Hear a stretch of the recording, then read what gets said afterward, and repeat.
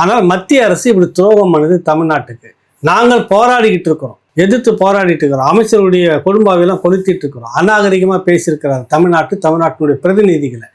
இதுக்கு கூட சேர்ந்து நீங்க கேட்காம எதிர் அரசியல் பேசுவது சரியா? அந்த கேள்விக்கு பதில் இல்லை. நானும் கண்டிக்கிறேன். யார? தர்மேந்திர பிரதானை நானும் கண்டிக்கிறேன். தர்மேந்திர பிரதான் நான் பேசினதை திரும்ப பெறேன்னு சொல்லிட்டாரு.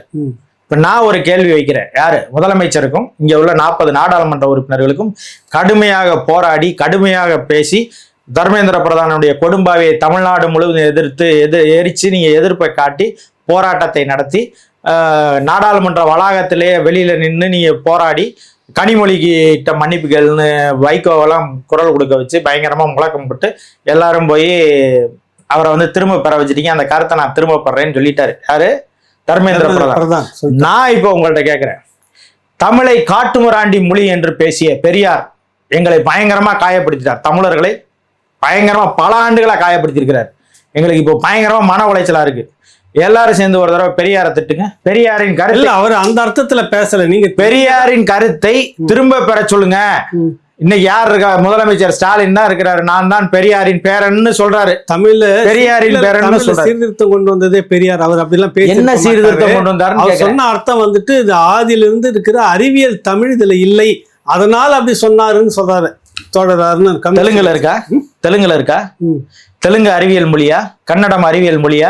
மலையாளம் அறிவியல் மொழியா? இந்தி அறிவியல் மொழியா? நீங்க சொல்லணும்ல, இந்தி ஒரு காட்டு மிராண்டி மொழி அப்படின்னு பேசல. ஏன் இவனை தெலுங்க வந்து காட்டு மிராண்டி மொழின்னு பேசல, கன்னடத்தை காட்டு மிராண்டி மொழின்னு பேசல, மலையாளத்தை காட்டு மிராண்டி மொழின்னு பேசுற, சமஸ்கிருதத்தை காட்டு மிராண்டி மொழின்னு பேச வேண்டியதானே? அவன் தான் சொல்றான் தமிழுக்கு மூத்த மொழி வந்து சமஸ்கிருதம் சொல்றான். சமஸ்கிருதம் காட்டு மிராண்டிகளின் மொழி.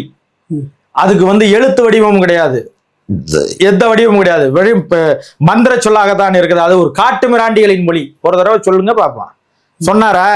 சொல்லலையே. சமஸ்கிருதத்தை சொல்லலையே, என் தமிழை சொல்றாரு.